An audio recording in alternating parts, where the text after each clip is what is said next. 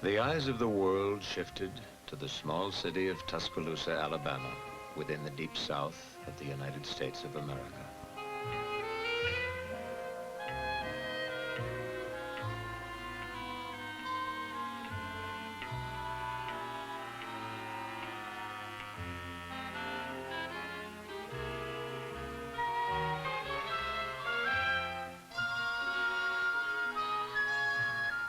It was a familiar story. It started before the war between the states 100 years ago, which was fought and won for Negro equality. Negroes were taken out of slavery and their freedom was guaranteed, but barriers were put in front of them, especially within the states that had lost that civil war, the states of the Southeast. The Constitution of the United States came under debate as to whether it prohibited or acknowledged such barriers. In 1954, it was made clear by the Supreme Court that the Constitution guarantees equality for all. And so the great tests were made. Tests that brought mob disorder and violence to the South, and that required federal troops to ensure the admittance of Negro students into schools other than those reserved for Negroes only. Though the vast majority of the United States was in sympathy with the Negro, some of the citizens were not. Though the United States government supported the Negro, some of the separate state governments did not. And now, the test of Tuscaloosa, Alabama, the last state of the Deep South to resist integration of schools. Once again, the governor of a southern state said, "No Negro shall be admitted to an otherwise white enrollment." And with the entire world as witness, judge, and jury, Tuscaloosa and history met on June the 11th, when 2 American Negroes expressed their desire to enroll at the University of Alabama. It was, in effect, a single defiant man holding with strength to the weak mores of the past against the Constitution, the government, and the will of the people of the United States, both Negro and white. With the protection of federal marshals, Vivian Malone and James Hood entered the University of Alabama in Tuscaloosa.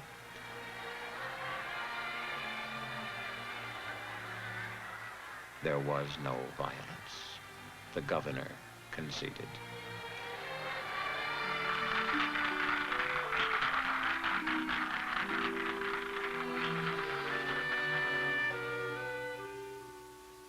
The law of the land was enforced by the government to protect 2 citizens. It was enforced so Vivian Malone and James Hood and anyone else would have the freedom to choose the school they would attend.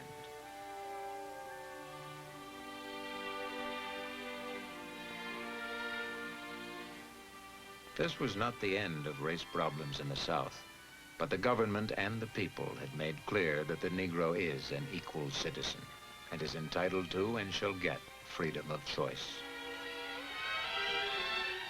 Wherever free men live, their most sacred request, their most sacred right is for freedom of choice. To bypass all prejudice, to live as they want to live, to worship where they want to worship, and to go where they want to go.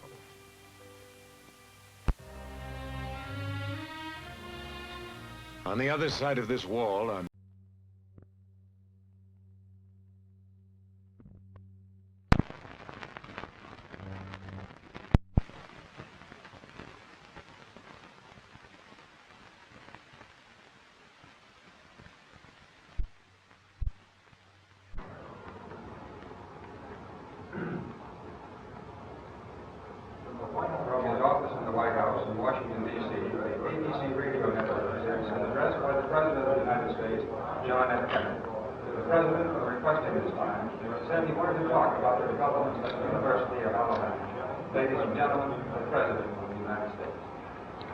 Good evening, my fellow citizens.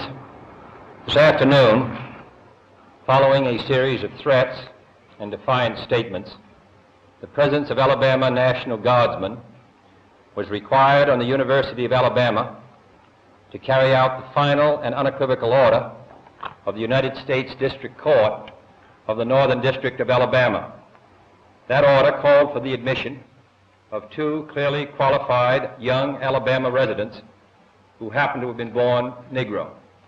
That they were admitted peacefully on the campus is due in good measure to the conduct of the students of the University of Alabama, who met their responsibilities in a constructive way. I hope that every American, regardless of where he lives, will stop and examine his conscience about this and other related incidents. This nation was founded by men of many nations and backgrounds. It was founded on the principle that all men are created equal, and that the rights of every man are diminished when the rights of one man are threatened. Today we are committed to a worldwide struggle to promote and protect the rights of all who wish to be free.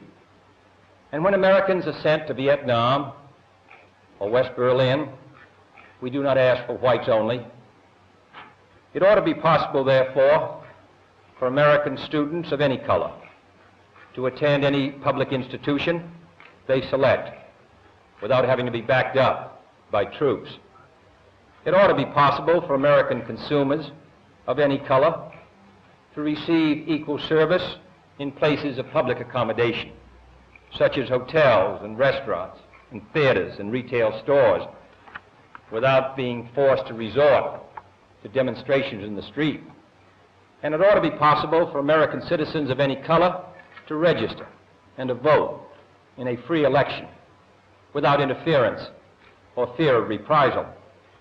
It ought to be possible, in short, for every American to enjoy the privileges of being American without regard to his race or his color. In short, every American ought to have the right to be treated as he would wish to be treated, as one would wish his children to be treated. But this is not the case. The Negro baby born in America today, regardless of the section of the state in which he is born, has about one-half as much chance of completing a high school as a white baby, born in the same place on the same day. One-third as much chance of completing college. One-third as much chance of becoming a professional man. Twice as much chance of becoming unemployed. About 1/7 as much chance of earning $10,000 a year. A life expectancy which is 7 years shorter, and the prospects of earning only half as much. This is not a sectional issue. Difficulties over segregation and discrimination exist in every city, in every state of the Union, producing in many cities a rising tide of discontent that threatens the public safety. Nor is this a partisan issue. In a time of domestic crisis, men of goodwill and generosity should be able to unite regardless of party or politics. This is not even a legal or legislative issue alone.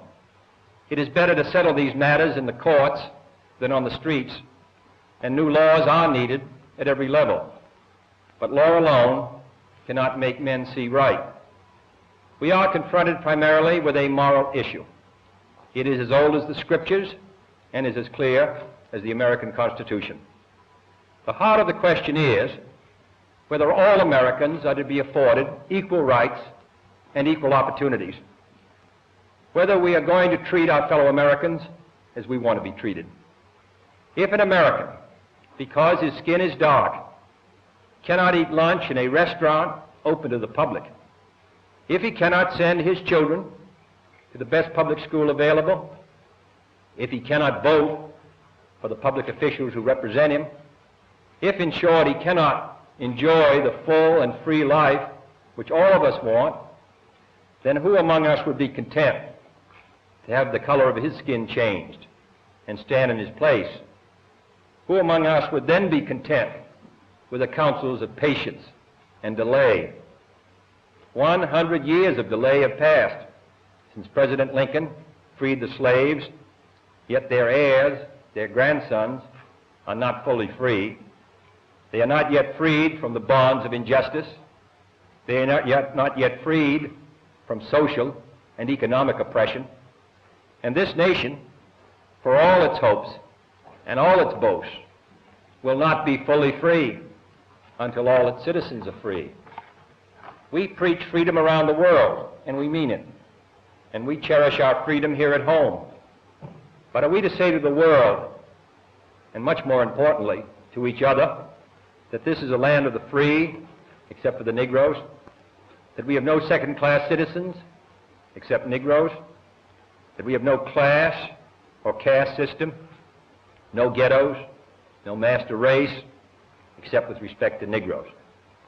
Now the time has come for this nation to fulfill its promise. The events in Birmingham and elsewhere have so increased the cries for equality that no city or state or legislative body can prudently choose to ignore them.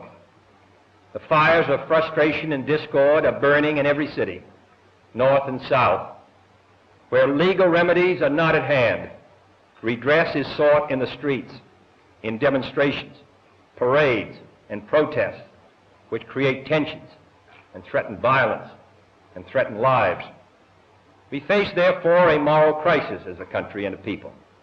It cannot be met by repressive police action. It cannot be left to increase demonstrations in the streets. It cannot be quieted by token moves or talk. It is a time to act in the Congress, in your state and local legislative body, and above all, in all of our daily lives. It is not enough to pin the blame on others, to say this is a problem of one section of the country or another, or deplore the facts that we face. A great change is at hand, and our task, our obligation, is to make that revolution, that change, peaceful and constructive for all. Those who do nothing are inviting shame as well as violence. Those who act boldly are recognizing right as well as reality. Next week, I shall ask the Congress of the United States to act, to make a commitment it has not fully made in this century to the proposition that race has no place in American life or law. The federal judiciary has upheld that proposition in a series of forthright cases. The executive branch has adopted that proposition in the conduct of its affairs, including the employment of federal personnel, the use of federal facilities, and the sale of federally financed housing. But there are other necessary measures which only the Congress can provide, and they must be provided at this session. The old code of equity law under which we live commands for every wrong a remedy. But in too many communities, in too many parts of the country, wrongs are inflicted on Negro citizens, and there are no remedies at law. Unless the Congress acts, their only remedy is the street. I am therefore asking the Congress to enact legislation giving all Americans the right to be served in facilities which are open to the public: hotels, restaurants, theaters, retail stores, and similar establishments. This seems to me to be an elementary right. Its denial is an arbitrary indignity that no American in 1963 should have to endure, but many do. I have recently met with scores of business leaders, urging them to take voluntary action to end this discrimination, and I've been encouraged by their response. And in the last 2 weeks, over 75 cities have seen progress made in desegregating these kinds of facilities. But many are unwilling to act alone, and for this reason, nationwide legislation is needed if we are to move this problem from the streets to the courts. I'm also asking Congress to authorize the federal government to participate more fully in lawsuits designed to end segregation in public education. We have succeeded in persuading many districts to desegregate voluntarily. Dozens have admitted Negroes without violence. Today, a Negro is attending a state-supported institution in every one of our 50 states, but the pace is very slow. Too many Negro children entering segregated grade schools at the time of the Supreme Court's decision 9 years ago will enter segregated high schools this fall, having suffered a loss which can never be restored. The lack of an adequate education denies the Negro a chance to get a decent job. The orderly implementation of the Supreme Court decision, therefore, cannot be left solely to those who may not have the economic resources to carry the legal action, or who may be subject to harassment. Other features will be also requested.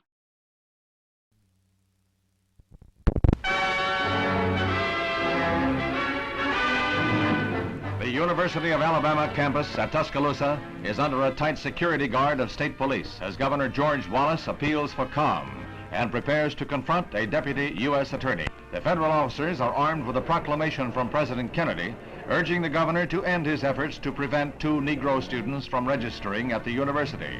The governor is adamant. He made a campaign promise to stand in the doorway himself to prevent the integration of the last all-white state university.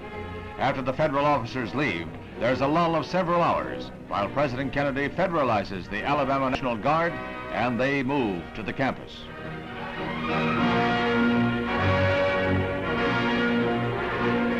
Brigadier General Henry Graham arrives to tell the governor, "It's my sad duty to ask you to step aside on orders of the President of the United States." The governor yields to federal authority, but promises to continue what he terms a constitutional fight. There was no untoward incident at any time during this confrontation of state and federal authority.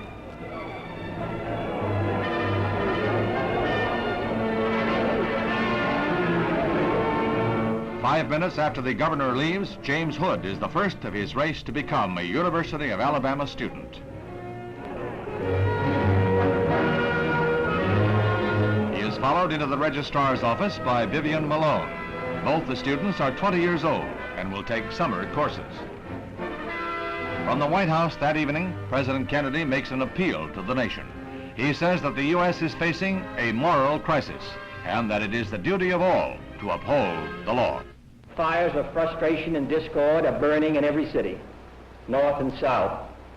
Where legal remedies are not at hand, redress is sought in the streets, in demonstrations, parades, and protests, which create tensions and threaten violence and threaten lives. We face, therefore, a moral crisis as a country and a people. We have a right to expect that the Negro community will be responsible, will uphold the law, but they have a right to expect that the law will be fair, that the Constitution will be colorblind, as Justice Harlan said at the turn of the century. This is what we're talking about, and this is a matter which concerns this country and what it stands for. And in meeting it, I ask the support of all of our citizens. Thank you very much.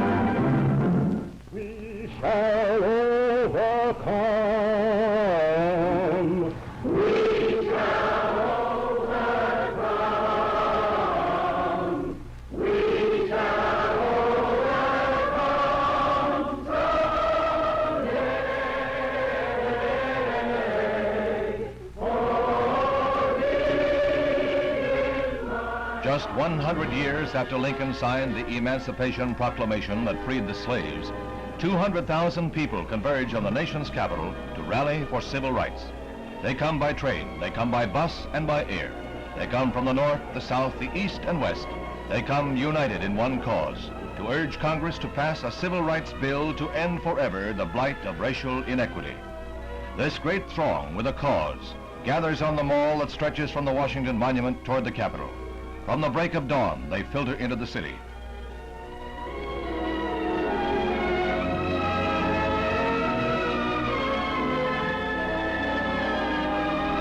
By 9:30, it is estimated that 40,000 had assembled. But it's more like a Sunday outing as they form into groups and discuss the day quietly. They are scheduled to move to the Lincoln Memorial at noon to hear the top leaders of the movement. Those leaders, at the moment, are conferring on Capitol Hill with members of Congress, pointing up the aims of the rally.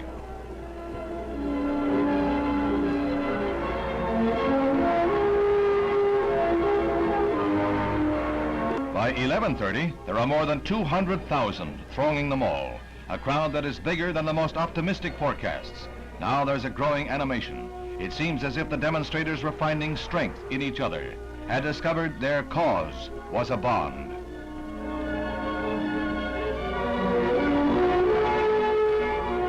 The crowd became impatient to get started, and they moved toward the Lincoln Memorial before the scheduled hour.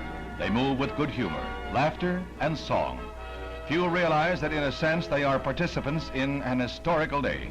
It will become part of the American scene that today's gathering is the largest in Washington's history. The men who organized the rally walk with springing steps toward the speaker stand. On the left, Roy Wilkins with A. Philip Randolph. They have fought their fight all of their adult lives. In the van is Martin Luther King, who has been jailed 12 times on racial issues. Others on hand include Walter Reuther, head of the auto workers.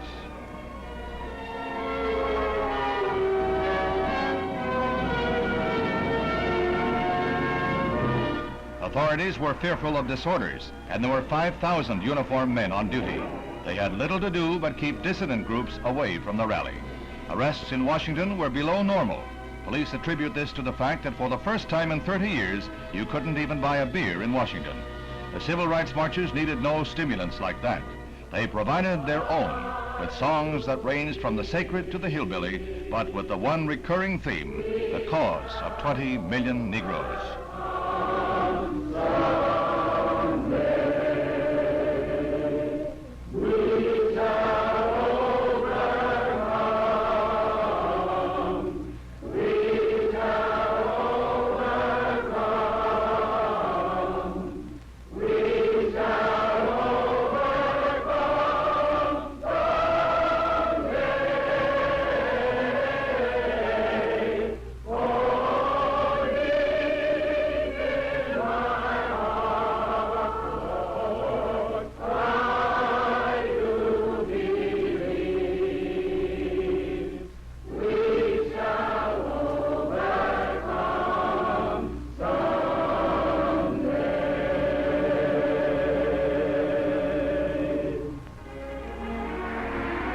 The crowd assembled around the reflecting pool before the Lincoln Memorial occupies every inch on the lawns and under the trees. And there's a great swell of cheers to welcome Martin Luther King to the speaker's podium, a man who stands as a symbol of all they are fighting for.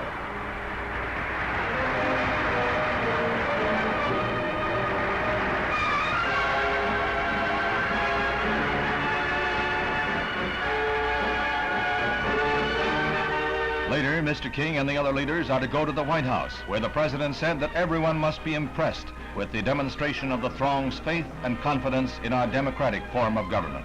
However, he warned, there's a long fight ahead in Congress. The theme, the keynote, the thought uppermost in minds of all here today is best set forth by Dr. King. He sums up a day the Capitol will long remember. I have a dream that one day this nation will rise up and live out the true meaning of its creed. We hold these truths to be self-evident, that all men are created equal. I have a dream that one day on the red hills of Georgia, the sons of former slaves and the sons of former slave owners will be able to sit down together at the table of brotherhood. I have a dream. Washington, D.C., 1963. Democracy speaks in a mighty...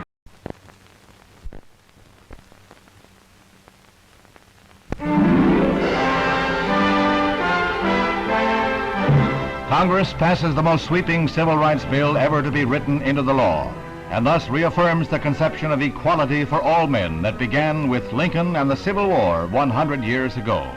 The Negro won his freedom then. He wins his dignity now.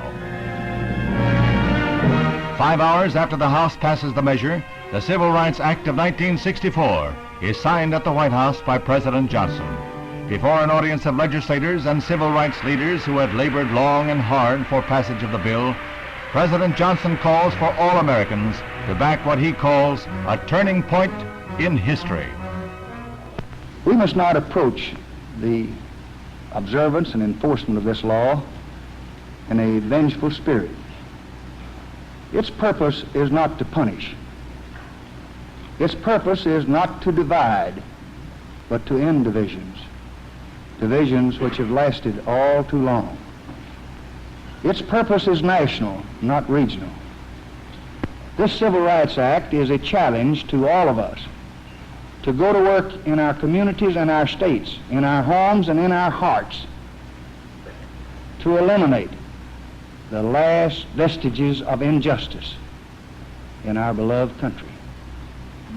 So, tonight I urge every public official, every religious leader, every business and professional man, every working man, every housewife, I urge every American to join in this effort to bring justice and hope to all our people and to bring peace to our land. There's warm applause from members of both parties as the president sets to work. It is work. He uses nearly 100 pens to affix his signature and date. Souvenirs go to Republican leader Everett Dirksen and Democratic whip Hubert Humphrey. The president seems to have mastered the art of just touching each pen to the paper.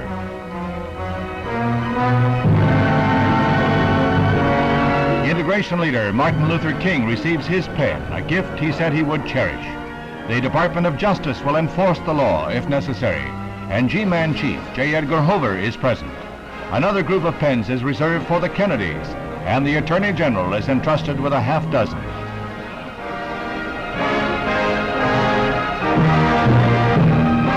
Now, in this summer of 1964, the Civil Rights Bill is the law of the land. In the words of the President, it restricts no one's freedom so long as he respects the rights of others.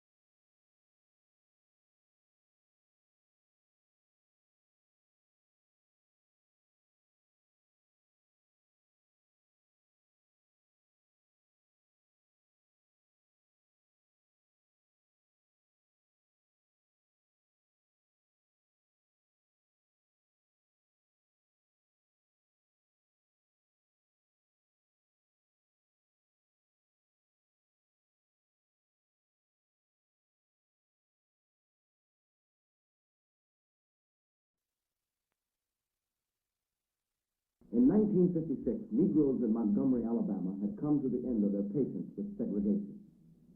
They refused any longer to sit in the back of buses, and in silent protest chose to walk until all public transportation was desegregated.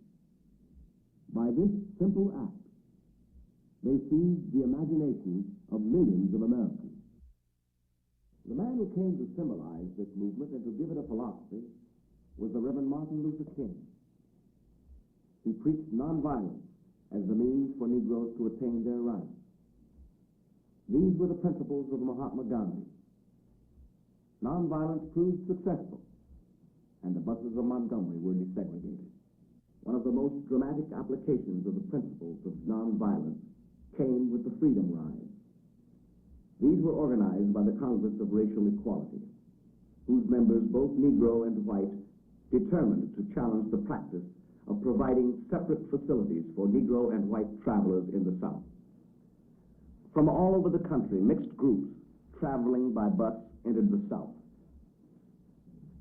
They entered segregated waiting rooms and restaurants in many southern cities.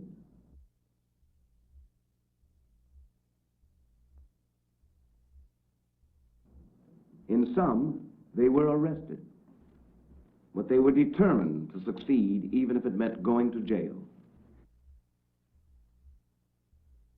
Negroes were jailed for entering white waiting rooms. Whites were jailed for entering Negro waiting rooms.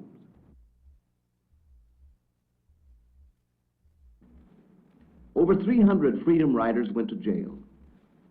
Nearly half of those were white. Nearly half were women. Once again, the principles of nonviolence proved their effectiveness. For an evaluation of the Freedom Rides, we asked James Farmer, National Director of the Congress of Racial Equality.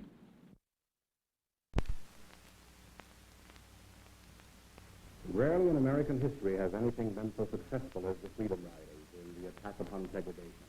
Before the Freedom Rides began, most of the bus terminals were segregated, especially in the Deep South. But as a result of the Freedom Rides, the Interstate Commerce Commission issued a ruling which went into effect on November 1st, ordering that all the segregation signs must come down in the terminals and that in their place must be posted desegregation signs. How is it that these events had not taken place earlier? We asked Roy Wilkins, Executive Secretary of the National Association for the Advancement of Colored People. Well, of course, for many years, the Constitution and the Bill of Rights and the declarations therein were on the side of minorities and individual freedom. But the enforcement of the law was not. However, over the years, the Supreme Court has handed down a number of decisions in voting rights, matter of service on juries, and housing, and in education, which have given the federal government the power to proceed. Now, these decisions were won largely, but not exclusively, by NAACP attorneys. With the legal framework now firmly in hand, the federal government is free to proceed and act to enforce the rights of its citizens. Shortly after the war, President Truman ordered segregation to be ended in the armed forces. However, because of the nature of our Constitution, the President cannot just do away with segregation by a stroke of the pen, but through the actions of the federal government, state governments, organizations, and individuals, progress has been made in a number of areas. Let's have a look at three of these: voting, housing, and education. First, voting. Here is Robert Kennedy, the Attorney General, speaking to the press on this question. We have found a pattern of discrimination in some sections of the United States which have used literacy tests to deprive really tens of thousands of our citizens the right to vote because of their color. This legislation will rectify that situation. Ralph Metcalf, a Chicago alderman, on the Negro's power as a voter. Well, I would say that the power of the Negro vote is increasing by each election because the Negro now is becoming more aware of his position in the electoral field as a result of many of the things that are happening today. And I think he's been being more discriminating in his voting. He's being acutely aware of those candidates who he thinks will espouse his own cause and therefore votes in larger numbers now. In some cases, the Negro's vote is crucial and often carries the balance of power. As a result, more and more Negroes are running for political office in the United States. The Constitution stands for, and we as taxpayers demand. I'm delighted to be on what I think is one of the finest tickets that's been offered to our state for many years.